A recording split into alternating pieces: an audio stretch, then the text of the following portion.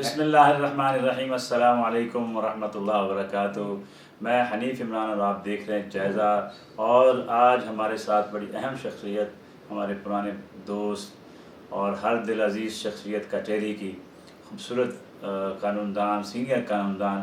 آج ہم ایک روٹین سے ہٹ کے پروگرام کریں گے، کوشش کریں گے کہ ہم اپنی قوم کو آگاہی دیں، معلومات دیں، علم ایسا دیں تاکہ وہ خود جو ہے ان کے ساتھ کوئی زیادتی نہ کر پائے۔ سر جناب کیا حال ہیں؟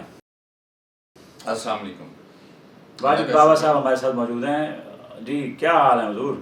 جی عمران حنیف صاحب اللہ کا شکر ہے، اور بڑی دیر بعد کافی عرصے بعد عمران حنیف صاحب بالکل صحیح کہہ رہے ہیں کہ ان کے قابو آئیں، کیونکہ وہ ایک پرانا سنگم، ایک پرانا ساتھ عمران صاحب سے ہے۔ تو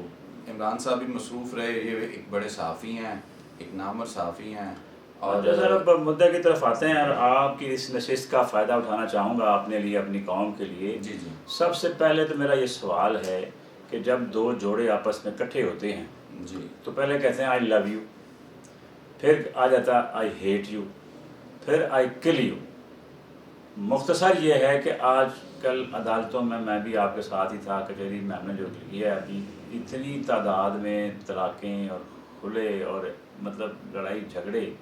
یہ لو یو کرتے کرتے یہاں تک کیوں نوبت آتی ہے؟ اور کیا وجہ ہے آج کل کا جو نوجوان ہے، وہ بھلے لڑکی ہو یا لڑکا ہو، پہلے تو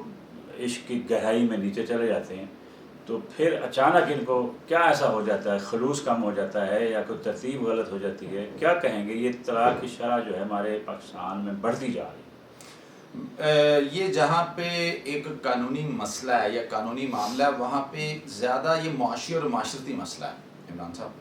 اس میں سب سے پہلے تو اہم بات یہ ہے کہ میں ایک بات یہ کرنا چاہوں گا کہ ہمارے معاشرے میں جب دو لوگ جو آپس میں، آپ کیونکہ پوائنٹ آؤٹ کرنا چاہ رہے ہیں وٹ آئی تھنک سو، جو میں سمجھ رہا ہوں کہ لو میرجز کا جو کانسیپٹ ہے، کورٹ میرجز کا جو کانسیپٹ ہے، وہ آپ ڈسکس کرنا چاہ رہے ہیں یہاں پہ کہ وہ کس طرح ہمارے معاشرے کو تباہ کری ہے۔ تو یہاں پہ یہ سمجھنا ہوگا کہ یہ دو خاندانوں کا ملاپ ہے، دو کنبے آپس میں ملتے ہیں۔ جی، تو جب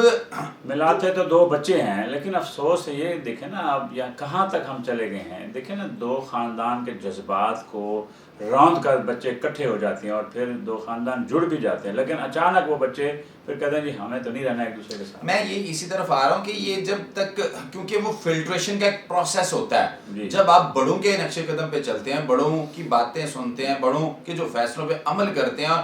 جو بڑے فیصلے کرتے ہیں، گو کہ اسلام بھی حق دیتی ہے پسند کا انڈیویجول کو، لیکن جو بڑوں کی ایک اس میں منشا آ جاتی ہے تو اس میں نیچرل بات ہے کہ ان کا تجربہ، ان کا ایکسپیرینس، ان کی ڈائمینشنز جو ہے وہ 100% صحیح ہوتی ہیں، کیونکہ وہ ہمیشہ اس ترتیب سے چلتے ہیں، تجربے کی روشنی میں، کہ جہاں پہ اب جب بچے ہوتے ہیں، یہ ایک ٹین ایج ہوتی ہے، اس میں ایک لا والی پن ہوتا ہے، ایک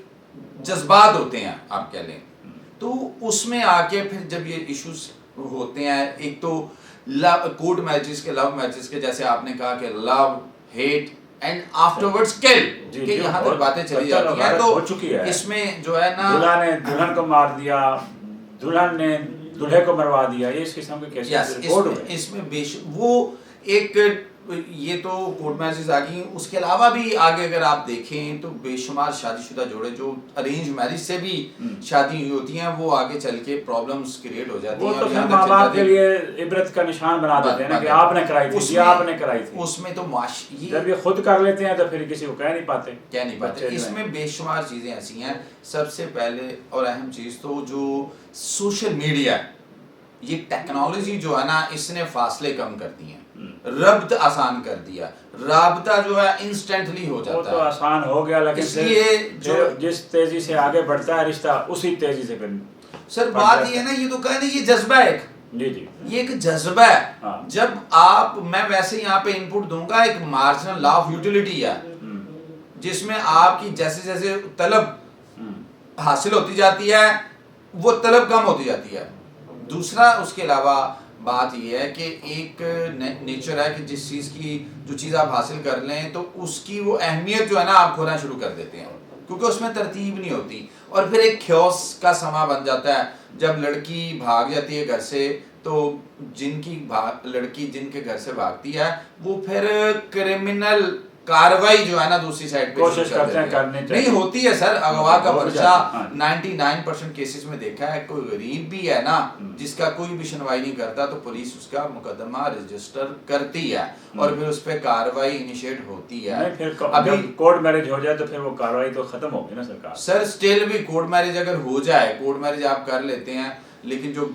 لڑکی کے گھر والے ہیں وہ انفلوئنس کرتے ہیں، جب لڑکی سے ربط ہوتا ہے تو اٹ آل ڈیپینڈس کہ لڑکی جا کے مسٹیریل کورٹ میں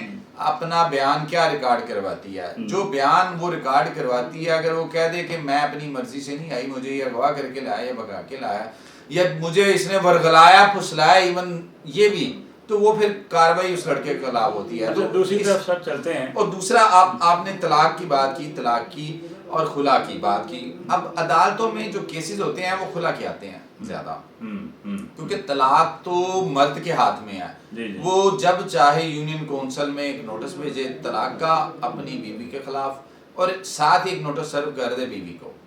تو وہ پروسیس انیشیٹ ہو جاتا ہے۔ وہ یونین کونسل جو ہے نا اس کو ٹیک اپ کرتی ہے۔ طلاق